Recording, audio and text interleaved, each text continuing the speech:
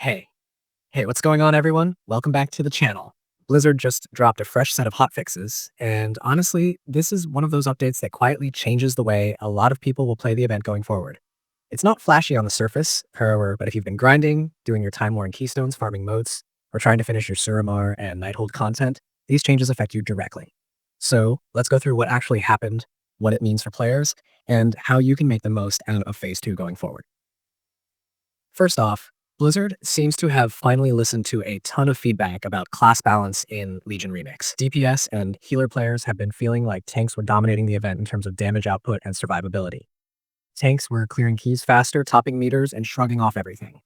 So, Blizzard decided to even the playing field a little. With this hotfix, all damage and healing specializations now get a 20% increase to their artifact traits. This doesn't just mean a flat buff to your damage or healing.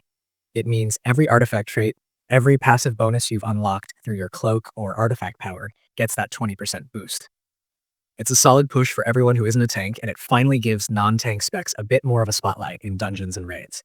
You'll probably notice your numbers jump, not drastically like a new tier set would do, but enough to feel smoother and more rewarding to play. And since tanks were already doing pretty well, Blizzard made a small but meaningful tweak for them too. The Protector version of Gift of Eternus now gives tanks 10% more healing received from other players. So basically, if you're the tank, your healer is going to find it easier to keep you alive, especially in those tougher keystones or raid encounters like Nighthold. It's a subtle way to keep tank gameplay rewarding without overpowering them even more. This balance adjustment feels like Blizzard's way of saying, okay, tanks, you're strong, but now everyone else gets to have some fun too. Now, let's talk about one of the more practical parts of this update, the Timeworn Keystone dungeons. This has been a major point of frustration for players in Remix. There were issues where people weren't getting proper rewards from timed runs, item levels weren't scaling as expected, and sometimes Lindormy, the NPC who's supposed to appear at the end, just straight up didn't show up. That bug was driving people nuts because you'd finish a run, go back to Dalaran, and realize your rewards just didn't count. Blizzard finally fixed that. Now, completing a Timeworn Keystone dungeon properly awards the right loot, and Lindormy should be waiting for you at the end every time. It's one of those fixes that makes the whole event feel smoother and less like you're fighting the system to get your rewards. But not every change was a buff. There's a small nerf in here too. The amount of motes of a broken time you get from completing those Keystone dungeons has been reduced. Yeah, that stings a bit. People were farming Keystones like crazy for motes, and Blizzard probably noticed the progression was moving too fast compared to other types of content. So now you'll get fewer motes per run. It's not a devastating reduction, but it definitely slows down how quickly you can max out your cloak or buy cosmetics. The good news is, with other rewards and achievements fixed, it's still worth doing time-worn runs, especially now that the loot and item levels are properly working. And speaking of progression, this hotfix also cleaned up a bunch of frustrating achievement and reward bugs. If you've been completing your zone meta achievements, like finishing all the quests and objectives in the leveling zones, there's been an annoying issue where some of those rewards didn't trigger properly if you finished the last part inside a Keystone dungeon. That's now fixed. Blizzard said that any Time Runner character who already completed the requirements should automatically get the missing rewards when they log in. So if you logged out with unfinished achievements or missing cosmetics, check your mail or your collections the next time you load in. You might have a few surprise rewards waiting. Now, here's a big one for the level 80 players out there. If you're capped and still grinding world content, you'll be happy to know that you can now get fragmented mementos of epoch challenges from world content like world bosses. These fragments are used for unlocking those special remix cosmetics and challenges. So this is actually a great change. Before this fix, a lot of people were missing out because those fragments were only dropping inconsistently.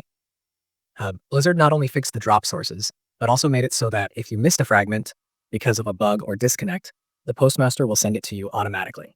That's a pretty player-friendly move, especially for people who don't want to live inside keystones or raids every day. On the topic of quality of life improvements, the cooldown manager got some love too. They added more abilities to the track buffs and track bars, meaning your cooldown display should now include more of your important abilities. It's a small touch, but if you're using the built-in manager instead of add-ons, this helps a lot with keeping track of uptime during raids or dungeons. It's nice to see Blizzard slowly refining the UI side of Remix too. It's those little touches that make it feel like they're paying attention to player feedback in real time. And then there are the quest and story-related fixes. If you've been progressing through Suramar or the other campaign storylines, you probably hit some weird phasing bugs. For example, Code of Steelclaw sometimes wasn't appearing for the Entangled Dreams quest, and some Order Hall quest lines just wouldn't start properly after Phase 2 began. Those should now be resolved. So if your story progression hit a wall last week, go back and check those quest chains again. They should be working now. Suramar in particular seems to be running much smoother, which is great because that zone is central to Phase 2 content and leads into both Karazhan and Nighthold. Speaking of Phase 2 content, let's talk about where the event stands right now and what you can expect over the next few weeks. Phase 2 officially brings in the Suramar campaign, Return to Karazhan, and the Nighthold raid. These are some of the most beloved parts of the original Legion expansion, and Remix is giving them a second life. With the fixes in place, it's finally worth pushing into this content. Timeworn Keystones are dropping the right gear again. Artifact buffs are helping non-tank players keep up, and the reward systems are now working correctly. For players who want to min-max their characters, this is the time to focus on Suramar world content for those mementos and keep farming keystones even with the reduced mote yield, because the balance of effort and reward finally makes sense. And here's something important to remember. The Remix event is still running until January 19th, 2026. So we're only about halfway through. The next big unlocks are scheduled for November 4th and November 18th. That means more raids and probably another batch of tuning and fixes as Blizzard continues to tweak the event based on data. So if you're feeling behind or just starting Phase 2, don't worry. You've still got plenty of time to catch up, especially with how generous the artifact and cloak systems are now after all the adjustments. Now, from a player's perspective, this set of hotfixes feels like Blizzard is trying to stabilize Legion Remix after its chaotic first month. Phase 1 had so much potential, but it was also a mess with bugs, unbalanced specs, and weird reward issues. Phase 2 is cleaning up a lot of that. The gameplay loop is finally starting to feel consistent. You know what you're getting from dungeons, world content is more rewarding, and the power curve is evening out. It's finally starting to resemble what a Remix event should feel like, something fun and nostalgic that still respects your time. If you're wondering where to focus your playtime after these changes, I'd recommend using the artifact buff window to push your keystones again. Even with the reduced mote payout, they're still the best way to stack gear upgrades and power.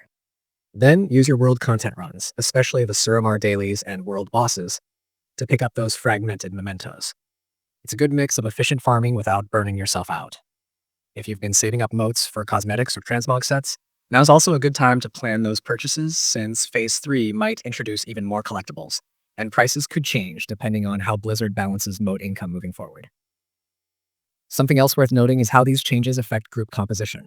Before, tanks were the go-to for almost everything, even solo content. With the 20% artifact buff for DPS and healers, group play feels more balanced now. You'll notice that dun groups are running more varied comps again, with people confident enough to play their main spec instead of just switching to tank for efficiency. It's refreshing because it makes dungeon runs faster and more dynamic.